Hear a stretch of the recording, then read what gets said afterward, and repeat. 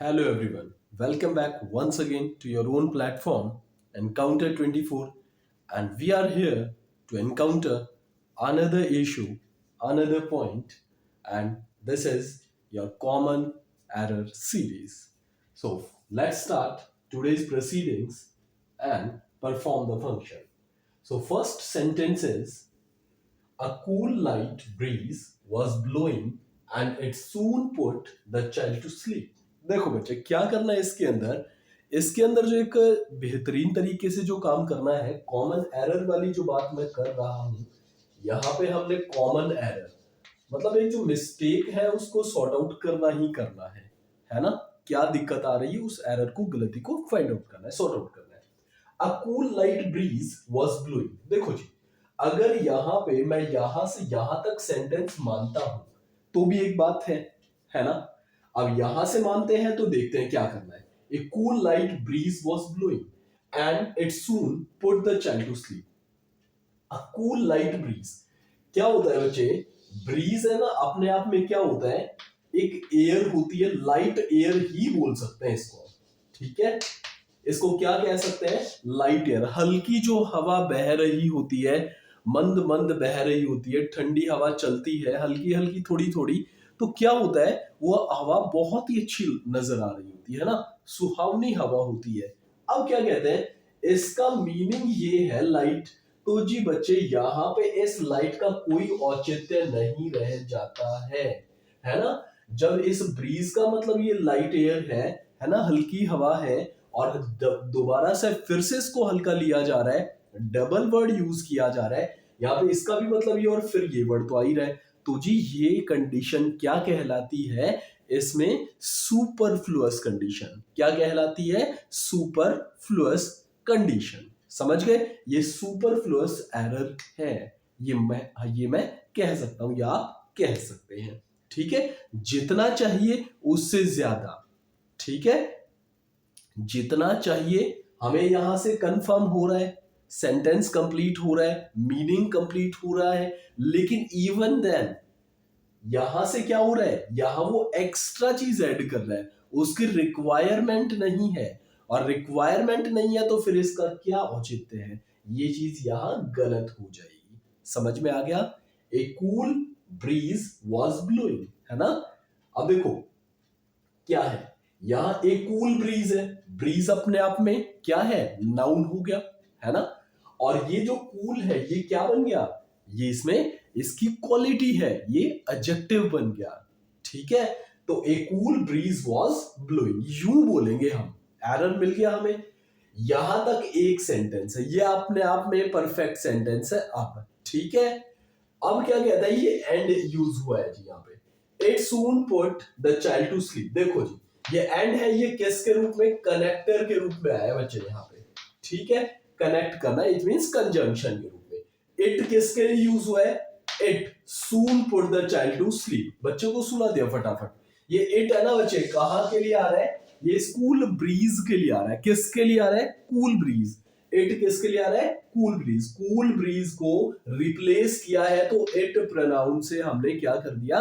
Replace कर दिया। ठीक है, अब यहां ये इट किसकी जगह? इस कूल ब्रीज की जगह आ रहा है। क्लियर है? Soon put the child to sleep, है ना। बच्चे को फिर नींद आ गई, बच्चे को सुला दिया, मंद मंद हवा चल रही थी, उसने उसको सुला दिया। ठीक है, तो यहां पे यहां से और यहां तक की बात करें तो ये भी अपने आप में कंप्लीट सेंटेंस है। दो अलग अलग सेंटेंसेस हैं और दोनों अपने आप मीनिंगफुल है। समझ गए? उसको एक कनेक्टर के साथ क्या कर दिया जाता है? जोड़ दिया जाता है ना। कोऑर्डिनेट क्लॉजेस भी बोल देते हैं हम। ठीक है बच्चे, तो जी ये है फर्स्ट पार्ट। सेकंड पे क्या था? Do you have sufficient enough money to buy this dress? क्या कह रहा है? Do you have sufficient enough money to buy this dress? आपके पास इतना पैसा है कि आप इस ड्रेस को खरीद सकते हैं? पहली बात बच्चे देखो, यहां से लेके और यहां तक मैं इस चीज तक एक सेंटेंस के रूप में कन्वर्ट कर सकता हूं, यहां तक की मैं बात कर सकता हूं। ठीक है, डू यू हैव, क्या आपके पास सफिशिएंट मनी है ना। क्या करने के लिए? वो एक्स्ट्रा इंफॉर्मेशन है, वो बाद में बात करेंगे। Do you have sufficient enough money. बच्चे यहां कुछ ना कुछ गड़बड़ नजर मुझे आ रही है। देखो, do you have helping verb है, सब्जेक्ट है ना, ये मेन वर्ब के साथ आएगा। ठीक है, अब क्या होगा, do you have sufficient enough money. अब दिक्कत है, क्या है, पैसा होना चाहिए लेकिन सफिशिएंट हो और फिर इनफ हो। बच्चे जब सफिशिएंट पैसा है ना आपके पास तो आप फिर चीजें खरीद सकते हो, है ना, उसमें इनफ की जरूरत नहीं है। जब सफिशिएंट चीज है हमारे पास, पर्याप्त मात्रा में जब चीज है, तो फिर आगे की जरूरत ही नहीं है। आप कार खरीदने जा रहे हो, आपके पास उतना पैसा है, you have sufficient money to buy a car, है ना, लेकिन फिर उसके उसके लिए फिर हमें इनफ की क्या जरूरत है, इसकी कोई जरूरत नहीं है। जब सफिशिएंट मनी लगा दिया, सफिशिएंट मनी बना दिया, तो फिर ये क्या हो गया, यहाँ पे इनफ जो है ना, ये क्या कर रहा है, फिर से सुपरफ्लुअस कंडीशन क्रिएट कर रहा है। ठीक है, it is now creating a superfluous situation in the sentence, and that is not necessary here because sufficient deals with the message, deals with the meaning it requires। ठीक है, यहां sufficient money से बिल्कुल नॉर्मल काम हो रहा है, इस इनफ की कोई जरूरत नहीं है। ठीक है, do you have sufficient money. अब जी किसके लिए चाहिए, what is the reason behind to have this sufficient money to buy this dress. कौन सी ड्रेस, जो पर्टिकुलर ड्रेस की बात की जा रही है, जो पसंद की गई है उसके लिए। ओके, समझ आ गया। चलो जी, ये ड्रेस बच्चे क्या बन जाता है, या नाउन बन जाता है, और दिस क्या बन जाता है, इसके लिए क्या बन जाता है, ये एडजेक्टिव वाले एस्पेक्ट में मींस डिटरमिनर्स के रूप में काम करे, डेमोंस्ट्रेटिव पॉइंट ऑफ व्यू से यूज होता है। ठीक है, डिटरमिनर बोल सकते हैं। ठीक है जी, ये इन्फिनेटिव फॉर्मेशन होती है बच्चे। टू प्लस जहां वर्ब की फर्स्ट फॉर्म आ जाती है वो क्या यूज होता है, वो इन्फिनेटिव फॉर्मेशन होती है। ठीक है, चलो जी आगे चलते हैं। When we entered into the hall, everyone stood up and gave us a warm welcome। देखो बच्चे क्या कह रहा है, यहां से पहली बात करता हूं, when we entered into the hall, एक बात, everyone stood up, एक बात, gave us a warm welcome, है ना, gave us a warm welcome, दो तीन चीजें नजर आ रही है हमें।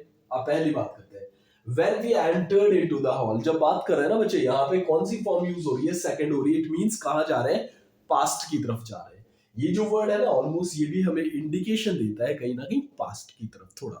ठीक है, जब हमने एंटर किया किसमें, हॉल में, है ना, when we entered into the hall everyone stood up, सारे खड़े हो गए, and gave us a warm welcome। क्या होता है, कोई गेस्ट आ जाता है, हम बैठे हैं, उस समय पे कोई आया तो उससे हम खड़े हो जाते हैं वेलकम करने। कोई शादी फंक्शन का प्रोग्राम होता है, उस समय पे जो पक्ष आ रहा होता है, उनकी वार्म वेलकम के लिए हम सारे क्या हो जाते हैं, खड़े हो जाते हैं।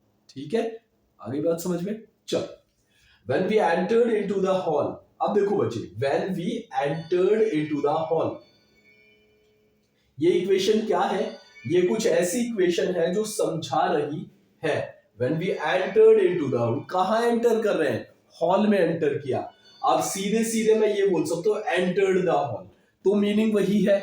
जब मैंने बोला when we entered the hall, तो इक्वेशन सिमिलर है, कुछ गड़बड़ नहीं है, इसमें बिल्कुल एकदम फिक्स है, कोई दिक्कत नहीं है।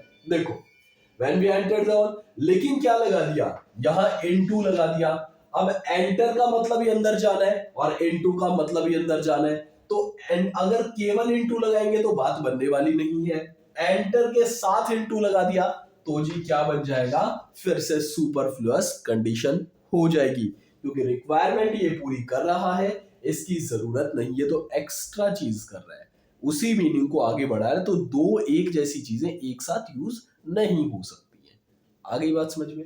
चलो, when we entered the hall, जब हमने एंटर किया, ठीक है जी, तो क्या हुआ, अब ये बात हमने एंटर किया तो हुआ क्या, दैट वाज द रीजन, है ना, that was the reason. Everyone कौन, the person who stayed there, the person who presented in the hall, at the time they entered. ठीक है। स्टूड अप का मतलब क्या होगा? खड़े हो गए, है ना। कोई आ रहा है और फिर खड़े हुए, तो जी बच्चे स्टूड अप क्या समझाता है? वेलकम की बात समझाता है। ठीक है। स्टूड अप ये फ्रेजल वर्ब है। And gave us a warm welcome. Gave us क्या दिया?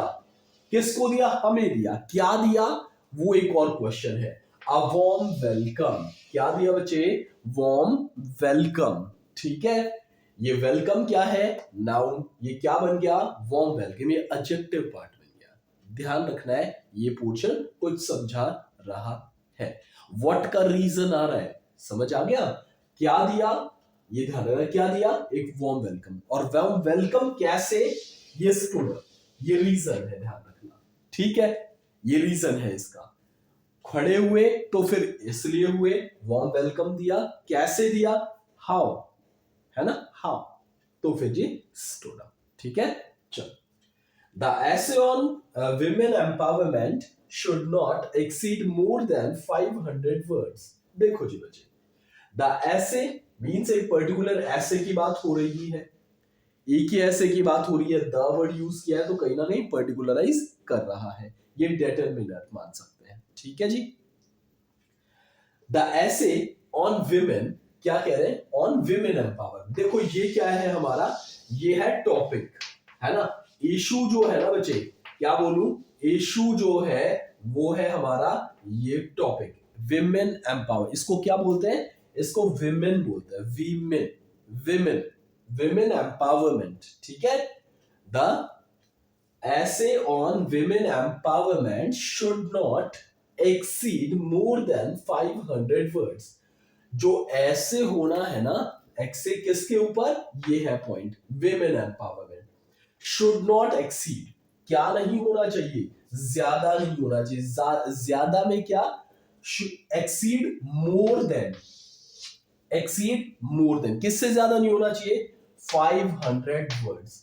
इट मीन्स बच्चे मैं क्या कह सकता हूं, यहां पे किसकी बात हो रही है? यहां वर्ड लिमिट की बात हो रही है। और वो वर्ड लिमिट कितनी है? 500 रखी गई है। 500 वर्ड से ज्यादा नहीं होना चाहिए। चलो एक बार देखते हैं फिर से। द ऐसे ऑन विमेन एम्पावरमेंट सही है। शुड नॉट नहीं होना चाहिए। एक्सीड मोर देन 500 वर्ड्स, ये भी अपने आप में कहीं ना कहीं ठीक है। यहां कहीं ना कहीं गड़बड़ है।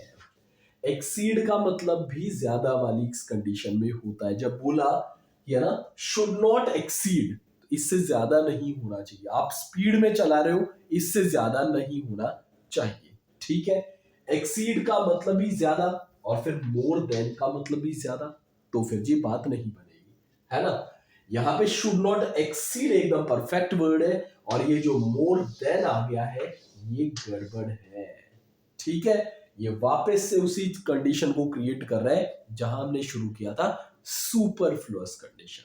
ठीक है बच्चे, ये सुपरफ्लुअस कंडीशन को क्रिएट कर रहा है और हमें एरर की तरफ लेकर जा रहा है। तो ये भी एक पार्ट होता है कॉमन एरर्स का, जिसको बोला जाता है सुपरफ्लुअस पार्ट। ठीक है। तो ये बात समझ में आई होगी, आई थिंक, है ना। टुकड़ों में बांटकर और फिर चीजों को डील करेंगे हम। ठीक है। तो आई होप ये चीजें समझ में आई होगी, अच्छा लगा होगा, चीजों को तरीके से डील करना सीखेंगे हम। ठीक है। आज के लिए बच्चे इतना ही करेंगे, है ना। और फिर जल्दी मिलेंगे नई वीडियो के साथ। तब तक के लिए goodbye, bye bye, Ram Ram.